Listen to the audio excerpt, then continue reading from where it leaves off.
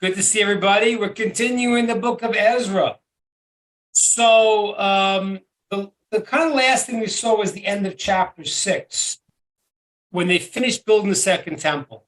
I wanted to talk about this a minute because as I've been discussing these things are very relevant. They're brought in Jewish law in many areas of modern questions. So what happened was they finished building the second temple. And in chapter 6, uh, verse verse 15, it says when they finished it on the third day of the month of Adar. It's a little bit before holiday of Purim. And then they brought offerings. And there's a lot of different laws I can't get into right now about what offerings you could bring, what you can't. There's certain ones that are decreed, some you can't add. There were certain times they were allowed to bring some offerings now in the inauguration of the tabernacle because they still had prophets. So they had certain prophecies at the time that they could bring certain offerings to inaugurate the temple. But one thing that's fascinating here, the Malbim explains this unbelievable idea. He says that the inauguration went for 3 weeks, 21 days, from the 3rd of Adar till the 23rd of Adar, 3 weeks. And he explains an amazing thing, because remember, we have in the book of Ezekiel, the book of Yecheskel, it gives us the measurements of the third temple. So we actually know what to do. We know how the final temple will look and what it has to be. And there is a lot of discussion how the third temple comes about, because there are some texts that refer to it coming down supernaturally,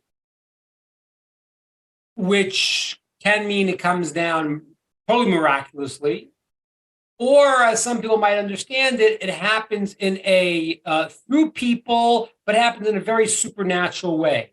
And this really is a central difference between the first temple and second temple that I've explained to you before, because the first temple in the time of Solomon, that happened, the whole story happened supernaturally.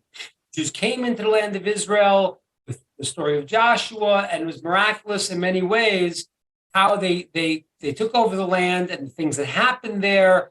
We know the splitting of the Red Sea when they went into the desert, but crossing, if you look in the book of Joshua, crossing over into Israel, the Jordan dried up. Reading the book of Yehoshua, so there was miraculous things happening constantly. The story of Jericho, they surrounded Jericho and the walls sunk into the ground. So the first temple whole period, as we go into the building by King Solomon, it's happening in a miraculous way. There were actually 10 miracles that happened in the first temple on a daily basis. Imagine seeing a world where you're seeing miracles. It's unbelievable. If you live in a world where constantly, I mean, even the place of the ark, it was beyond time and space. It didn't fit into the space it was supposed to be. It was too big. And the Talmud says that was a constant miracle to show that the temple was outside of the normal laws of nature. The second temple was not that way. And I want to just explain this here, because why not? The answer is really what it says, because even though Ezra was worthy, but the people were not on the level now that they merited to have a supernatural system going through the story of the second temple. And ladies and gentlemen, this is really when you look in the world today, because they had to come on to the king of Persia. Please let us go, all the stories. That is, in a certain sense, what's called a chilul Hashem. It's a disgrace that it has to be that way, that we have to go through it not being revealed. But the second temple was not built in a way that it looked like it was the, so to speak, the generosity of the king. Though it wasn't, though the king realized it was a prophecy they would return after 70 years and all that story. Even the most incredible, subtle miracle, which I'm going to get into a little bit today, but the king who finally gives the okay. Remember, the first Koresh was the one who said that they can go back. Then he got nervous, politics. He said, oh, hold off. And then it stayed unbuilt, the temple, for 18 years. Then what happened was the prophet Haggai and Zechariah told the people, don't wait for the Persians to say, okay, God told me to tell you to go and build it. They start building it. And then as we saw last time, what happened was the enemies of the Jews came back and said, hey, what are you doing here? And the Jews said, we are servants of God, and we are building the temple. And it said there, and you can go and ask the king if it's okay, because we're doing this. And even the text says, this back in chapter 5, verse 5, it says the eyes of God were on the people.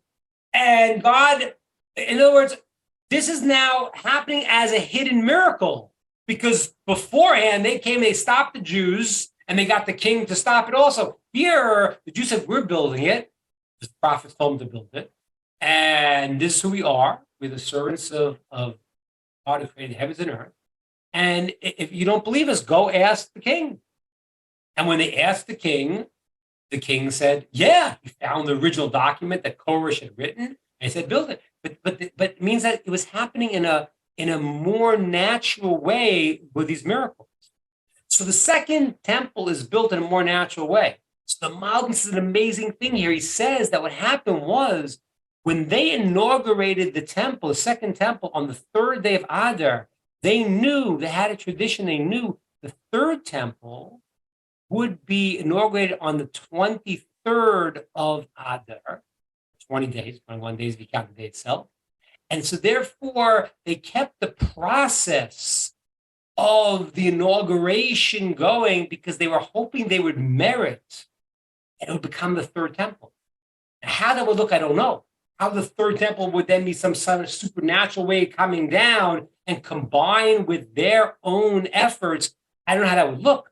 But it's an amazing idea. In other words, they were aware the second temple was a being done in the world of nature, and they were aware that there was a third temple, but they also knew that if they merited, this could have been it. And ladies and gentlemen, that's really what happens in our lives. We don't really know, this, the prophets, people ask the prophecies of Mashiach coming. But again, we have free will, so we can make it, and God will make it happen according to prophecy if we use our free will properly. So they realized that even though the second temple now was going under the guise of nature, the king said you can go. Okay, and now they didn't stop us and all the things. But they realized that if they really repented and they did this properly, this could have turned into the third temple. And that's what the Malbim says, where they lengthened the time of the inauguration, hoping they would merit, and somehow this would turn to the third temple. I don't know if it would come down from the heavens or somehow supernaturally it would turn into the temple that will last forever. That's not what happened. Second temple did not merit it. And ladies and gentlemen, it's a fascinating thing you should understand. The temple, the people who established the second temple were called the men of the Great Assembly. There were 120 sages that established the laws. And it's a fascinating thing because the Israeli parliament is called the Knesset. It's not the same thing at all because, there are some righteous people there, but it's whoever it is. But they made it 120 people to sort of imitate the 120 sages that re-established the Second Commonwealth and the Second Temple. That's why it's 120 people in the Parliament of Israel. And it's called the Knesset, the gathering. But it's not the same level. The 120 people there were all great sages who established the Second Temple. And by the way, they knew, because they realized this temple was not going to last. They knew the third temple will be the one that the prophet Ezekiel talks about. So they set up a lot of the things in Jewish law today that have gone and helped us throughout the exile. Because really, I'll give you an example. In Jewish law, for example, the idea of the way we have prayer that Jews pray 3 times a day is not necessarily a Torah law. The Torah law is to pray. But the structure of Jewish prayer was set up by these 120 leading sages, including prophets, because they knew that even though the temple was rebuilt now, they knew the temple wasn't going to, this second temple was not going to last forever, and that we're going to face a long exile. That's what happened. So now we finished the second temple. Great. We've been brought back to the land of Israel. It happens in a somewhat of a natural way.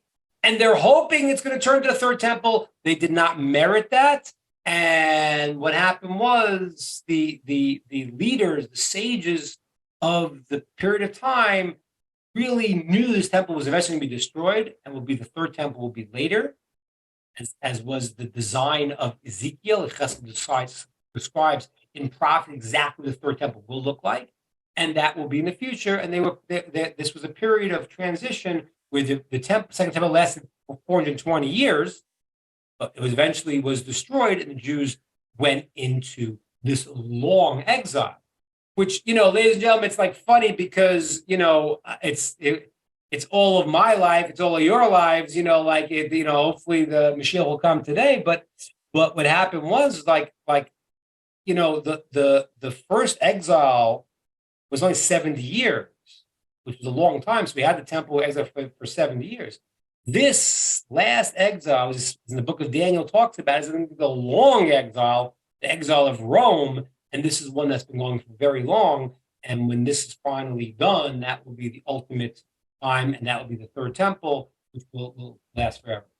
Okay, so now the temple is built, the second temple is built. And now in chapter 7, Ezra, who we said was the leading sage, leading sage, he did not leave Babylon to build the temple, we said before, because his teacher was still alive. His teacher's name was Baruch ben Neriah. He was the student of Jeremiah, of Yirmiyah the prophet, and he had to learn from his rabbi, who was an old man. He couldn't go and learn from him. Just understand, this is a very arduous journey to walk, essentially, from Iran to Israel. I mean, this is not like, today you're going to pop on a plane, you're going to fly over. You're basically walking, and it's very dangerous with animals and bandits and everything else. So his teacher couldn't go, and Ezra, therefore, did not go to build the temple. But when it was time for him, he passed away, it was time for him to go, and that was a year after the temple was built. That's the beginning of chapter 7.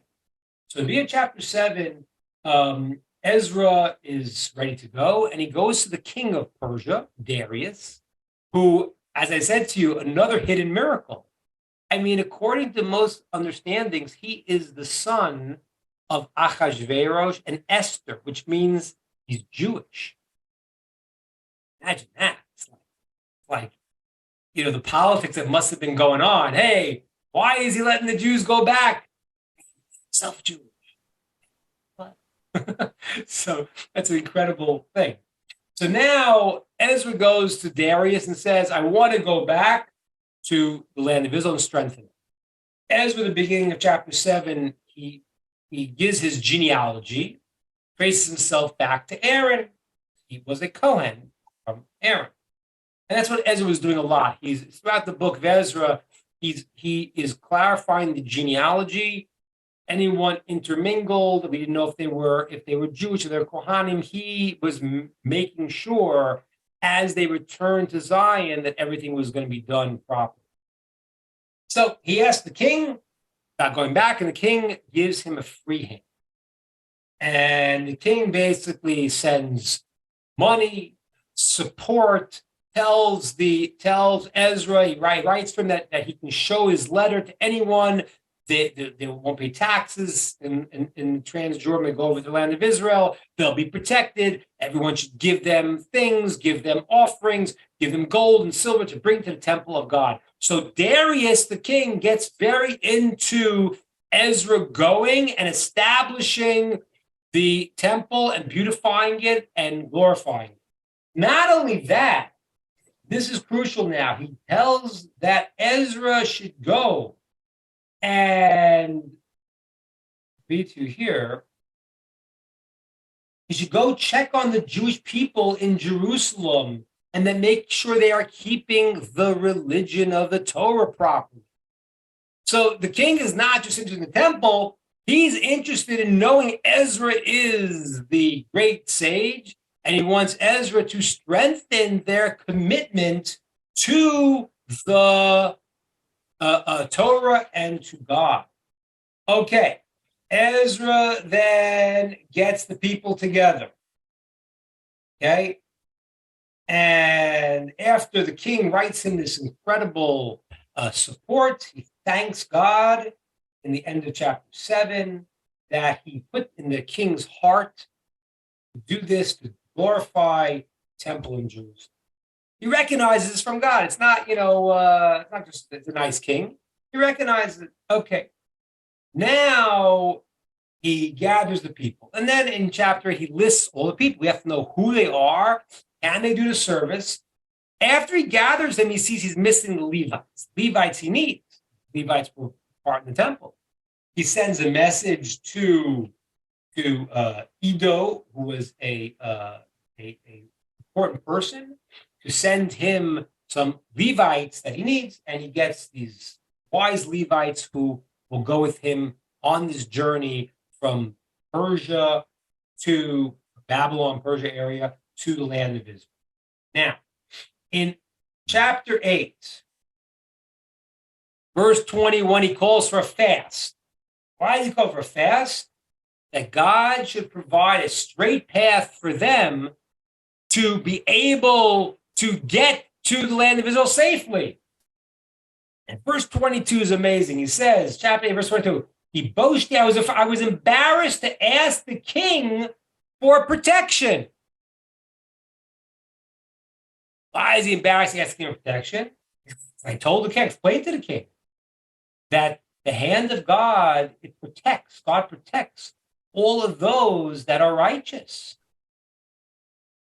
So how could I go and ask the king for protection? Now, this is a very interesting thing, because the law is that if you're going on something that's very, very dangerous, you're not supposed to rely on a miracle. A person doesn't go and walk into a battlefield with his bullets shooting around and say, okay, I'll be protected. Even a righteous person, if something called a clear and apparent danger, there are natural means you need to protect. Ezra knew there really was great danger. He knew the Samaritans who really had tried to be against them were already coming to plot to kill him. He knew that he was in danger, but he understood, as I told you before, even though this was not going to be done in the revealed miracle way as the first temple, Ezra said this has to be done in the hidden miracles, and he's not going to rely on the king. And he's going to fast and pray to God that even though this journey is very dangerous, the enemies know he's coming, that God should protect him. And he prays and calls a fast day, and that's what happened. And essentially, based on that, he arrives in Jerusalem safely. Okay, fantastic. Okay, they arrive in Jerusalem, a few months to get there, and then they arrive in 3 days. On the 4th day, they dedicate the things that the king had sent and everyone had sent to the temple, and they bring various offerings. Okay. Now, in verse 9, this is what I want to get to today. In verse 9, in chapter 9, I'm sorry, Ezra now is going to the temple, and what happens is that he is told by the officers that Jewish people have strayed, because you have to understand, they're coming from Babylon. They're now in a hostile area. There are the enemies of Israel around. They're a small group. I don't even know how many women actually went up, because it was a very arduous journey. And what happened was that many, list those, there were those amongst Jewish people who were intermarried. Okay. And what happens is, when Ezra hears this, he rips his clothes, he fasts, he cries, and he essentially has a long prayer of how could the Jews do this. And at the end of this prayer, explaining what happened, God was giving us a redemption coming to the land of Israel, and these people have now married the daughters of the idolaters of the nation that they're amongst them. How could that be? And what happens is the people say to Ezra, yes, we have done this, and we are going to fix it. And stay with what you are decreeing on us, because we are going to follow the Torah. Ezra calls a gathering. He says, whoever doesn't come in the next 3 days will have their property repossessed. And people come and they cry, and they see Ezra crying, and they cry. And they agree to separate from their heathen wives. And that's really how the book ends.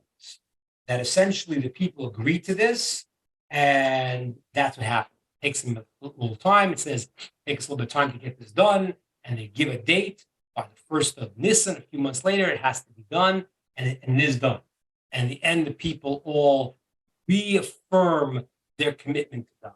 Now, I want to get into this a little bit, because this is, especially, we're mostly here. We have some people that are Jewish here. We have Noachides. We have people from different backgrounds, and I think it behooves us to discuss this a little bit.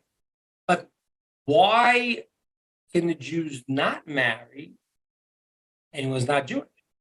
As a matter of fact, the sages say that this creates anti-Semitism. It certainly does. If the Jewish people are separate from the world, that creates anti-Semitism. Every nation, when you come to a place, you're supposed to go and become part of the culture. That's what they do. And then they say, okay, Jewish people, by the fact that God commanded them to separate, and the laws of kosher, then it creates a distance. Is this good? Is this not good? That's one thing I want to discuss. Because Ezra is like, this can't happen, and the people realize it, and they cry, and they. Now, I want to say something else I want to discuss with you, which is I don't have an answer because I want to share this with you my thinking about this. But what's fascinating to me is that Ezra does not tell the women to convert. And that's interesting, because the custom today in most Jewish courts that we have is that if we think the couple is right for each other and the woman wants to convert, let her convert. So why do we sort of do that today? That's I've served on numerous courts, conversion courts, and that's kind of the custom. So not the custom, but it's okay. How come that was not an option for Ezra? Okay, I'm going to explain this. This is very important. So, first of all, in Jewish law, there was always concern somebody was converting for the sake of marriage. Okay, and that wouldn't be okay, because if this is what you need to do, and this is who you are, then you should convert. If it's not who you are, then you shouldn't do it. We're talking about everyone's got to keep the 7 Noahide laws. Not everyone has to convert. So if a person feels that they are a Noahide, they are someone who is not meant to be Jewish, they should not convert. If they're converting for the sake of somebody else for a marriage, that's invalid, because they're not doing it for themselves. I got to tell you this story. I mean, I've never done this. This is, I'm going to tell you, a story is like crazy. I don't know if it's really a true story. Um, but I don't know if I have the guts to do this, but I heard about a certain rabbi who did this, and if he did it, good for him, because the story happens to go that, and I don't know who the rabbi was, but there was a couple that were both converting, and in the conversion process, they have to go to a mikvah, to a ritual bath, and they go into the bath, and that's one of the steps of the conversion is to go into the mikvah. So the way the story is, this rabbi went. I don't know if it's true. The idea is true. He went to each one. He went to the wife, because they were both not Jews, they were both converting, and said, "Your husband backed out." Because when the person's about to go into the mikvah, they ask him certain questions. The husband backed out. And he went to the husband and said, "Your wife backed out." He said, "You still want to do this?" I know this story is true because it's really kind of cruel. And also, you can't lie. So I don't know. But the idea that the person then said, "Wait a minute, I got to do this no matter what." It's an incredible, test. Yeah. And the way the story goes, they both said, "Well, this is who I am." And that's how they knew they weren't doing it for any other system. So I know that story is true, but the concept is true that if someone does it for marriage, then it's not who they are. And it's a problem because it's got to be you. As we've talked about with Noachites many times, the idea, as the Gemara says, if someone keeps the 7 Noachite laws in a certain way, they're comparable to the Kohen Gadol. Talmud says why? Because they're doing their purpose. If your purpose is if a person is not born Jewish, they don't have to convert. They have to do what they have to do. If the person is meant to be Jewish, that's who they are, it's who their soul really is, then they should go forward with that. But if for ulterior motives, that can't be, because then it's living a lie. Okay, that's one level. The second level I want to talk about is very, very hard for me to say. But I really think that it's important to understand, because like I've dealt with a lot of cases of, let's say, one person who's Jewish, one person wasn't, and they wanted to convert, and trying to figure out where they're coming from. In the story of Ezra, there doesn't seem to be that option. I mean, maybe there were some people that said, "No, we want this." But there's something that in Ezra's case, it seems like no. There's. So I wanna explain something.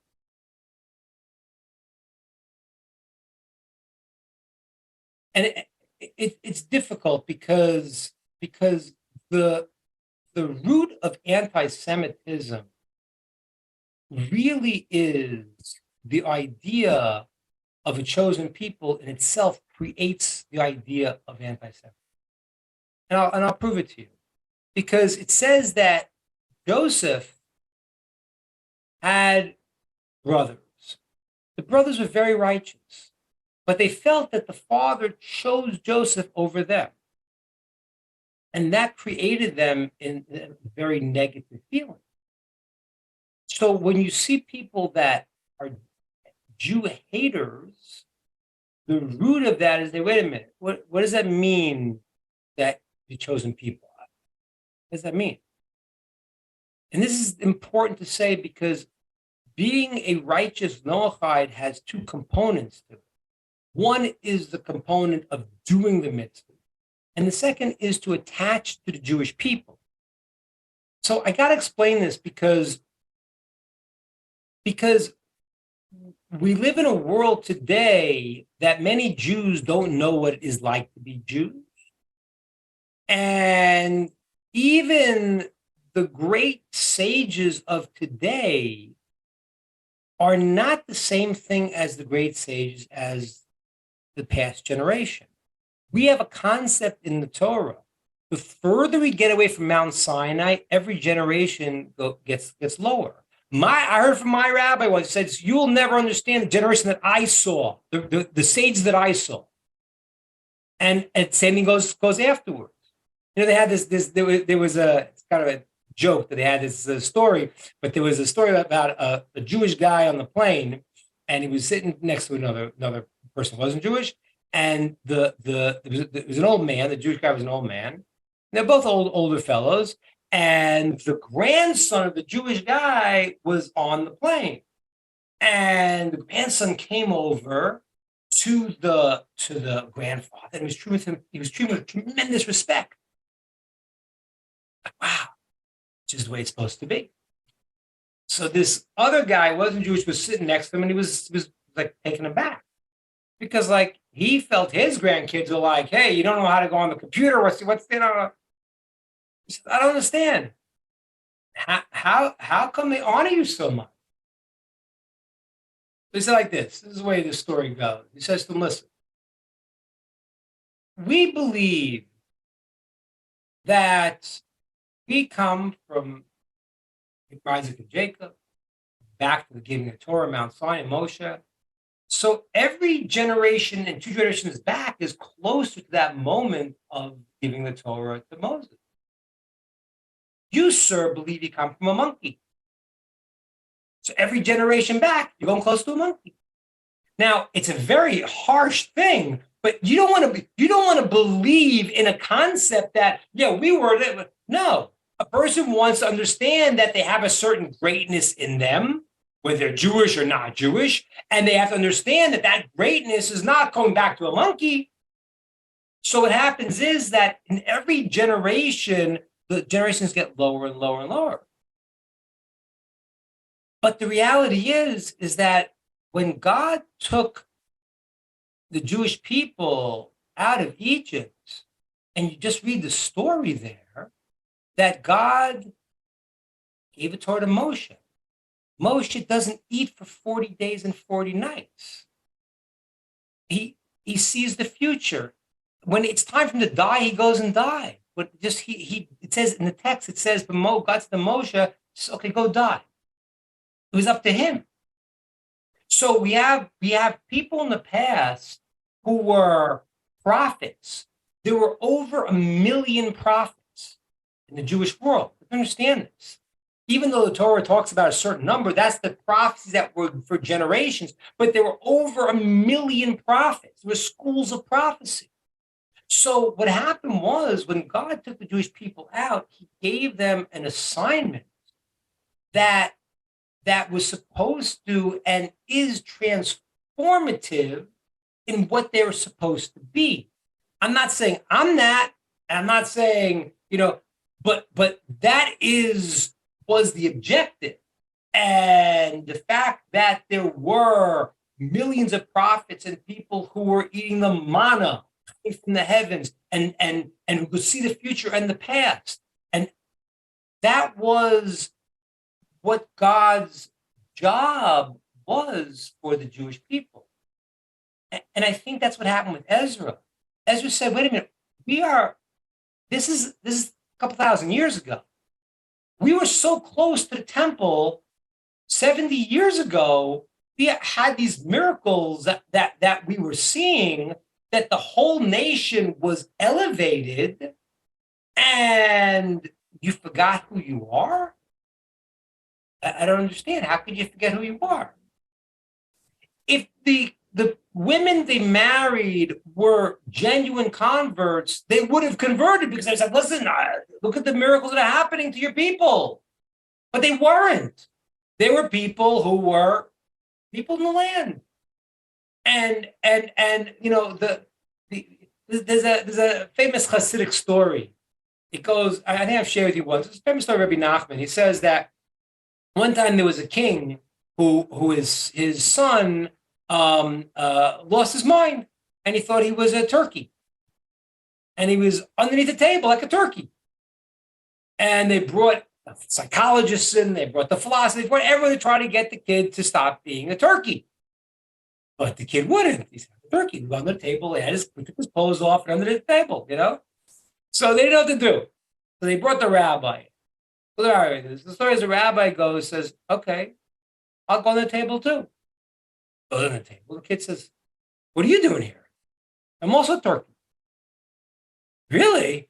Yeah, I'm a turkey too. He starts going around and he starts acting like a turkey. The rabbi's picking up the food like the kid. The rabbi turns to him and says, even though we're turkeys can wear clothes. Really? Turkeys wear clothes? Yeah, turkeys wear clothes. What? Even though we're turkeys could actually sit at the table. Turkeys could sit at the table? Yeah, they could sit at the table. Even though we're turkeys could eat with a knife and a fork. And slowly he goes into the kid's world and he brings him out of it by elevating him without fighting with the concept that he was stuck in until he realized not turkey. So what happened was Ezra saw that the people who were God's chosen people who were having miracles done for them left and right, they thought they were turkeys. They forgot what they were. And that's why it was such a serious offense. You see, there's two things here. There is, you have to know who they were, and who were these people they married. They were called Boel Bat El Nechal. They were heathen. They were people who were not elevated people. They were people who were serving various gods, and that's what they were. Weren't people who were genuinely elevated to connecting. I think very often what happens now, and this is what I see when I have a couple who one is Jewish and one is not Jewish, and one wants to convert. Very often what happens is, my experience is, the one who's Jewish did forget they were Jewish. But the one who's not Jewish has a Jewish soul, and therefore is the one who has to remind the Jew who he is, his job.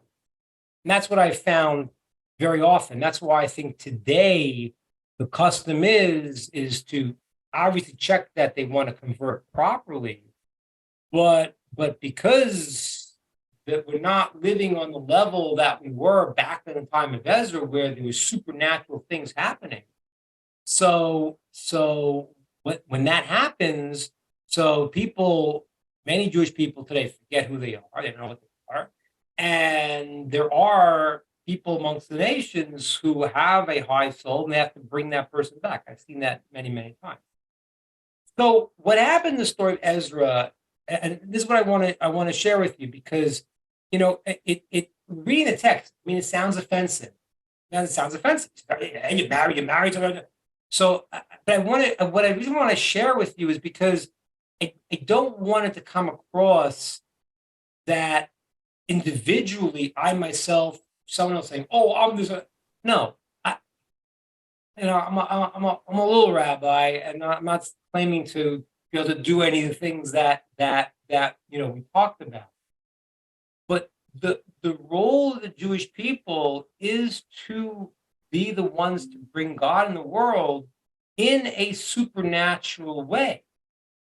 And therefore, it's a crucial part of being a Noachide is to want to be nilveh to this, to want to support, to want to be part of this.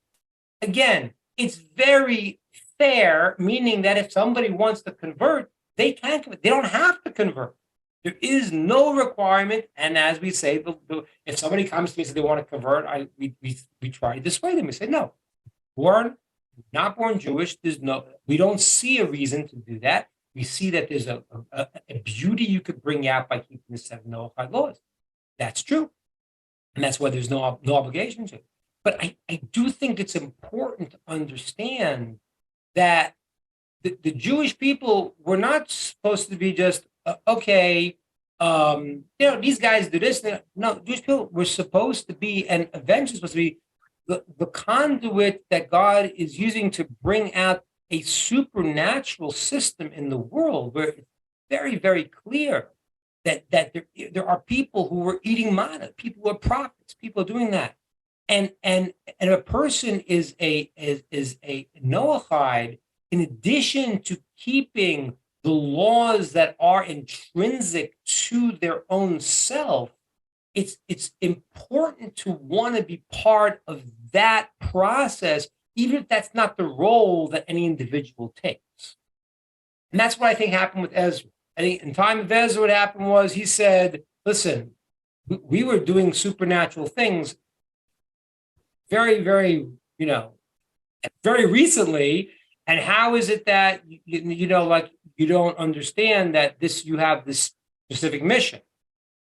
The world has changed to a certain degree, and we're farther away. And the Jewish people, even though, I got to tell you, there's certain people that I have seen, certain rabbis that I have seen that, I shake in front of.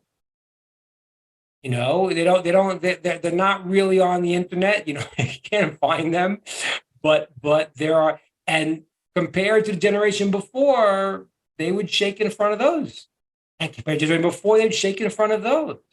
And going back to Moshe, who was the head rabbi of the Jewish people, the Moshe Rabbeinu is called Moshe, our teacher. So Moshe, as we know, Michelangelo kind of had it wrong when he made the horns, right? Jews don't have horns. Why did he do that? Because it says he had beams of light coming out of his face. They couldn't look at him. Could you imagine a person walking around having to wear a mask because beams of light shooting out of his face and you can't look at him? That's not supposed to be an aberration. That's supposed to be an indication.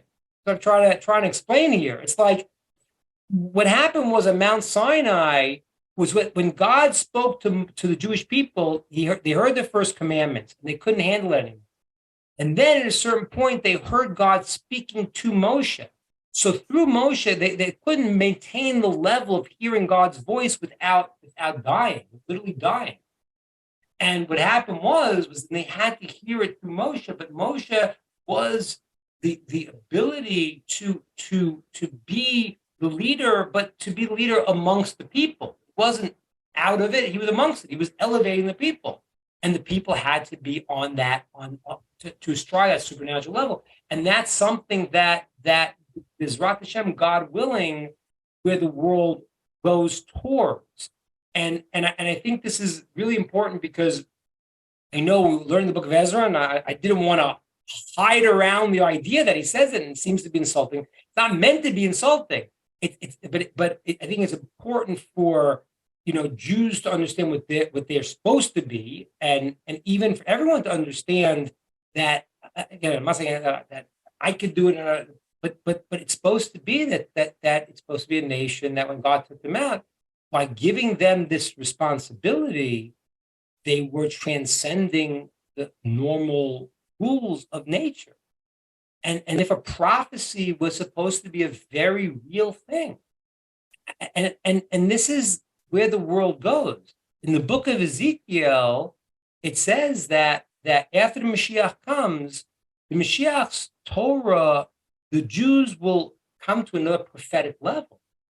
So I don't say this in any way to make. I don't say this to be obnoxious, and I don't say this to push anyone. I say it as an important aspect for everyone who's a righteous Noahide to want to connect to the Jewish mission, to be part of that. And it's a real thing, but unfortunately, sometimes Jews forget who they are and think they're Turkey. Okay, good. But when they realize what they're supposed to be and their job, the nations of the world do their mission also, and they say, "I want to be involved in this," and wherever it goes, that's what it is. That's what happened with Ezra. The people realized that they had forgot what they were, and they were breaking away from their unique mission. And they all cry and they say, "We got it," and they realize who they were, and that's what Ezra did. He brought them to realize their role, their mission. Okay, so that's my thoughts. I'm happy to elaborate and explain on it more, but I kind of need to hear from everybody because what I just said was maybe a little bit I don't know, wasn't offensive to anyone. I just kind of felt it's important to say it because I love teaching you guys, and I'm glad I love teaching you guys, and I think you're all amazing, and I love God's creations, and everyone's got is made in the divine image.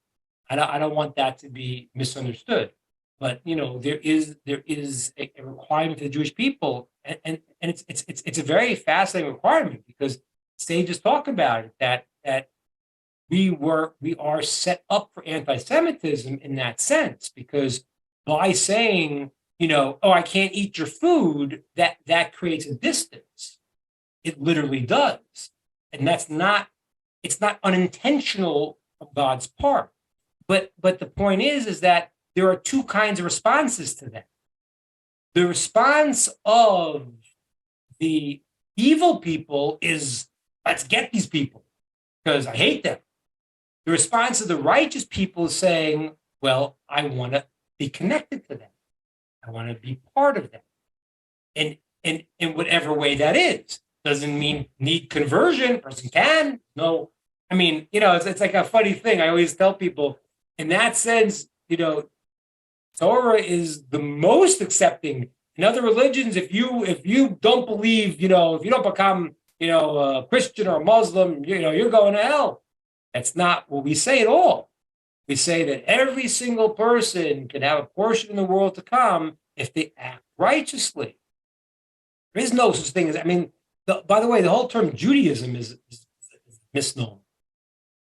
There's no term Judaism. There's no religion.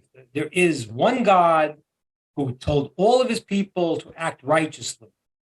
Jews have these commandments. Everyone else has those commandments. There is no such thing as Judaism is a term that, it's taken from the tribe of Judah. It's not, there's no thought of Judaism. It's not a religion. It's like, this is what God said, how we all have to act. Jews have to act, non-Jews have to act, and that's what it is. So it's very, very fair in that way. If somebody wants to take on that tremendous responsibility, they are allowed to. We don't say, no, we don't have. And if someone says, I don't want to, I want to keep the 7 Noach laws, have a portion of the world to come, then we say, wonderful, great, beautiful. But what I wanted to get through today was this concept, because it behooves us to really to say, if that's true, if God chose these people and he wanted these supernatural things to come out, as we've heard about in the Torah, so I want to be part of that. I don't want to be threatened by that and fear that and push that and make up different rationalization. And ladies and gentlemen, and this is basically what I want to end this thought with this. That's what's going on in this world right now. The world's very, very messed up. And what I talked to you about last week was I wanted you to a little bit to see through some of the lies of what's going on, because the lies that are being told are so fascinating. You just really need to understand what is happening to see through these lies, because they are. And I wanted you to understand that. I told last week about the political ramifications, to realize what's happening. But there's another thing that I want you to understand from this week's conclusion. Sometimes when I hear a news story and I don't know what's true yet because they're telling you what they're telling you, but there's another gauge that I have. When you see that the people are people who thereby hate the Jewish people, Torah says that's a sign they're fighting against God. So what happens is it's like, and people bringing political. And I said to you last week, it's an amazing thing. In America, we always felt America was on the side of right. Now you start to think about it, you say, wait a minute. If the agenda that America is pushing is an agenda that's counter to the 7 Noahide laws, then I start to wonder, wait a minute, what side do you want? Are you on the side of right or not? And so there is another mechanism that we have to understand. Besides for what we're being told, look at the response, how they relate to the the land of Israel, Jewish people. If they're people pure heart, and they say, I want to be part of that. But if they're not, then what you'll find is you're going to find a lot of stories about things, a lot of politics, but the root of it is breaking away from Hashem, thereby from his people.